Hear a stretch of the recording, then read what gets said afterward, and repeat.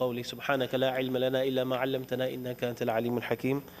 Brothers and sisters, Assalamu alaikum wa rahmatullahi wa barakatuh. As I mentioned last night, that inshallah on a nightly basis, apart from those nights that there is some other activity or lecture scheduled for, apart from those regular weeknights, inshallah, we will be visiting Riyad al-Saliheen.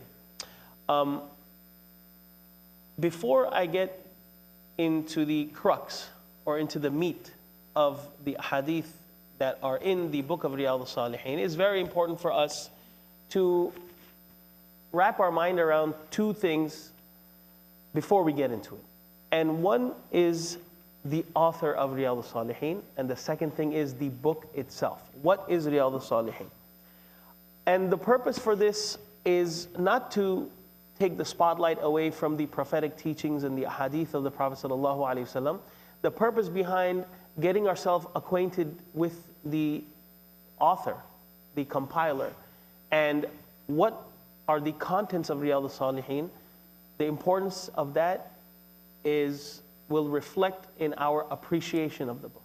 So to gain a better appreciation of anything, any material that we read, it is important to develop a level of respect and reverence so that it becomes easy for us to absorb the nur from whatever ahadith that has been compiled therein.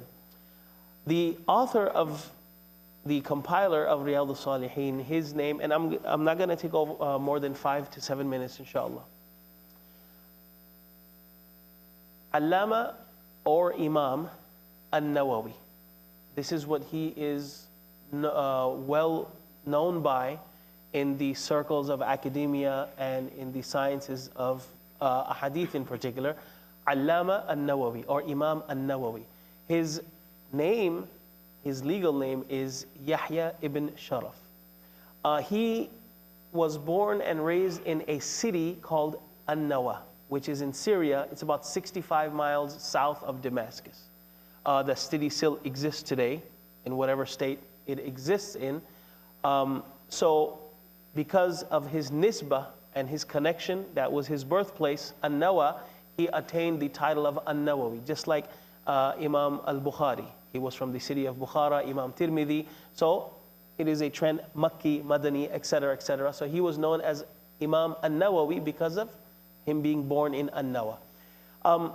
He was born in 631 after Hijrah. So that was about 807 years ago. This is when Imam An-Nawawi, Yahya ibn Sharaf, aka Yahya ibn Sharaf, rahimahullah, was born. He belonged to a very humble family. His father was a very humble shopkeeper, but his father had made sure to deliver the correct upbringing.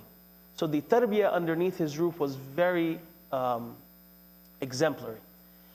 Now, Imam An-Nawawi from the get-go, from his childhood, was very unique, and he would stand apart from the rest of the children. Most of what we know about the childhood of Allama Nawawi comes from his father himself, because the father outlived the son. Imam An-Nawawi only lived 44 to 45 years. And subhanAllah, in that short span, he left behind a legacy, and he put his name in the Hall of Fame. And that has to do with the characteristics and traits that were within him. Imam An-Nawawi, rahimahullah, his father says that when he was 7 years old, they used to live in a 2-bedroom house with 2 different rooms. They used to sleep, everyone would sleep in one room.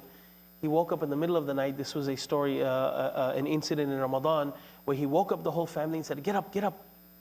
So the family gets up and said, "What's wrong, Yahya?" He said that, "Can you see how bright it is, how radiant it is in the house right now?" And this was in the last 10 nights of Ramadan. So the family's like, "No, it's dark in here, we can't see anything." He's like, "No, the entire house is radiant right now."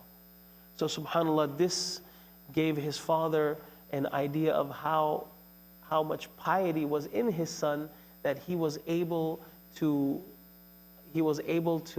feel the night of Qadr at such a young age. At the age of 8, there is a historian by the name of Marakashi, Yasin Marakashi. He was a historian of that area. He shares his experience with little Yahya, okay, at this time. He was around 8 years old, and it was he noticed that he wouldn't play with the other children. He would watch the other children. He would be sitting on the side. He would constantly be in thought and contemplation. And the kids would ask him, come on, let's go play, you know? Let's go shoot some hoops. And he would constantly refuse. And because of that, the kids would pester him. They would taunt him. They would make fun of him. They would run around him. And he would run away from them. And then he sat in a corner and he was crying. So this historian came up to him and asked him, why didn't you just go ahead and play with these kids?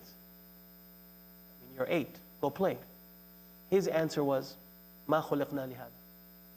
We have not been created for this. Now this is not some heavyweight spiritual sheikh or murshid saying this, that, oh, you know, oh, no, إنما الحياة الدنيا لعب وله.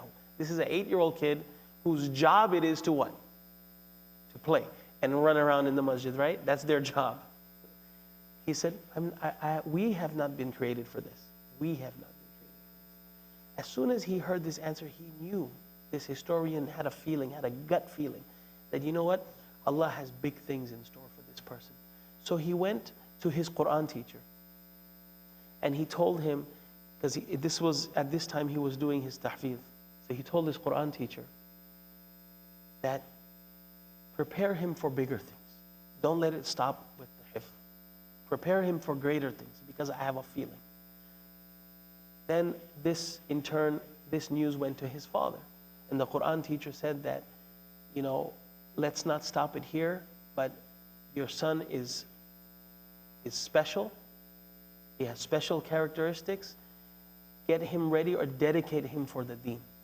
So then it was at that time. So what happened before this incident, that his father would make Yahya sit in the store with him and tend to the store and the trade.